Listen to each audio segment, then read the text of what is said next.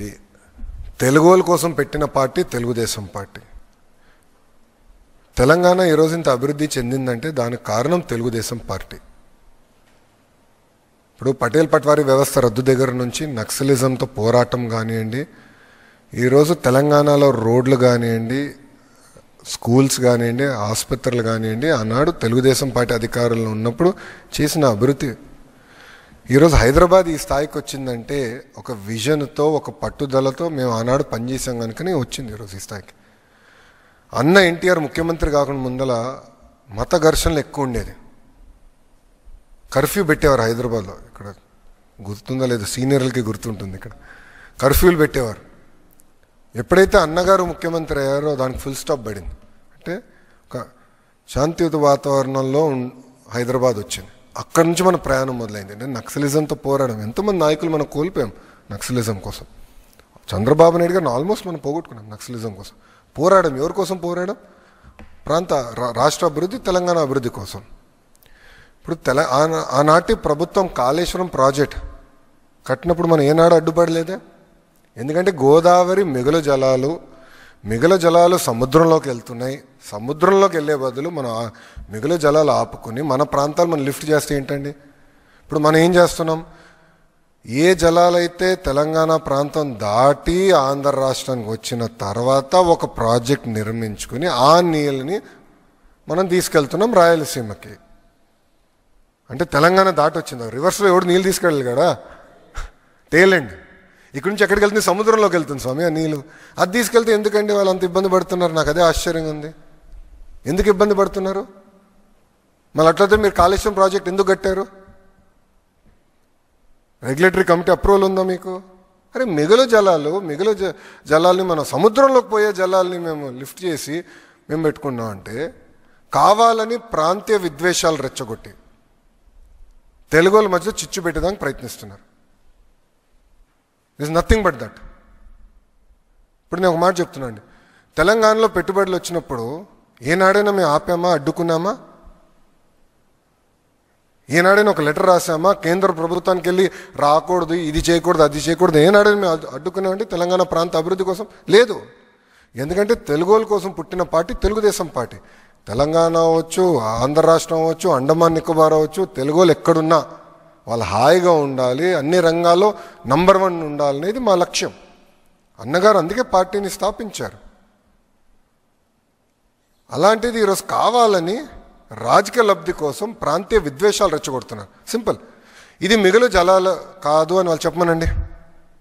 సముద్రంలోకి వెళ్ళే జలాలు కాదు అని వాళ్ళు చెప్పమనండి. నేను సూటిగా ప్రశ్నిస్తున్నా.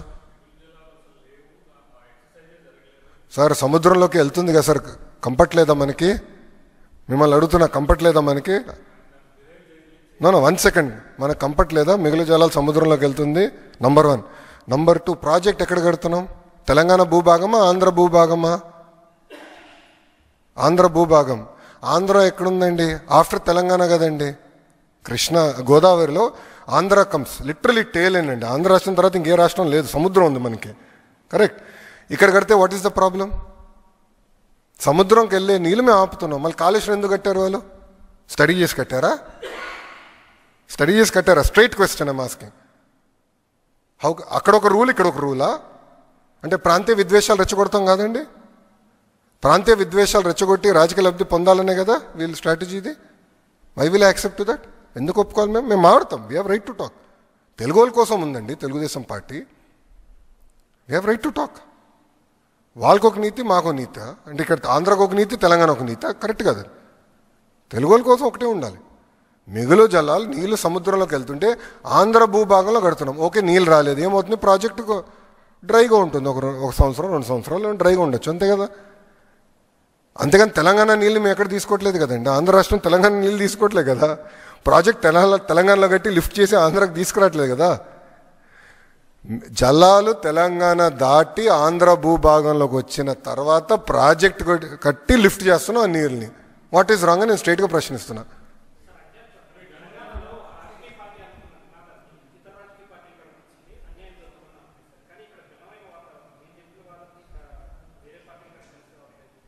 నో, అది మాడదాం, డిస్కస్ చేద్దాం. మీరు అడిగారు కనుకనే నేను స్పందించే దీనిపైన మాట్లాడతాం. 100% మాట్లాడాలి, చర్చ జరగాలండి, తప్పే ఉంది. ఎప్పుడు చర్చ జరగాలనేది నేను కోరుకునే వ్యక్తి. అది మీరు వాళ్ళని అడగాలి, నన్ను అడుగుతాం స్వామి.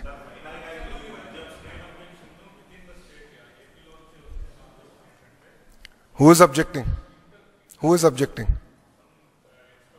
Was so-called experts. Let's leave it there. Let us leave it there. వీళ్ళు మాట వింటే హైదరాబాద్ ఈ స్థాయికి వచ్చేది కాదు. వీళ్ళు మాట వింటే టీసీఎస్కి నేను భూమి ఇవ్వకూడదు. వీళ్ళు మాట వింటే డేటా సిటీ రాదు స్వామి. With all due respect, so-called experts I'm not here to answer. ఈరోజు రాయలసీమకి మేము నీళ్ళు తీసుకెళ్ళాం కదండి. 1 సెకండ్. ఈరోజు రాయలసీమకి నీళ్ళు తీసుకెళ్ళాం, లైనింగ్ చేసాం కదా మేము, యుద్ధ ప్రాతిపదికంగా లైనింగ్ చేసి ప్రాజెక్టులన్నీ మేము రివైవ్ చేసాం కదా. ఈరోజు హాయిగా పంటలు పండించుకుంటున్నారు కదా. నెల్లూరు కూడా మేము నీళ్ళు తీసుకెళ్తున్నాం కదా, మెట్ట ప్రాంతానికి మేము నీళ్ళు తీసుకెళ్తున్నాం. That is our commitment. There is a reason why people elected us. 94% మ్యాండేట్తో they elected us. We have responsibility boss. వీళ్ళందరూ మాటలుంటే ఇంకేం పనులు చేయలేం మనం. అక్కడ ఇంట్లో కూర్చోమంటారు వీళ్ళందరూ. I'm very clear on my subject. చాలా స్టడీ చేసాం, చాలా హోంవర్క్ చేసాం. అసలు నదుల అనుసంధానం is most important for the country. మన సముద్రంలోకి ఒక్క చుక్క నీరు కూడా వెళ్ళనీకూడదు.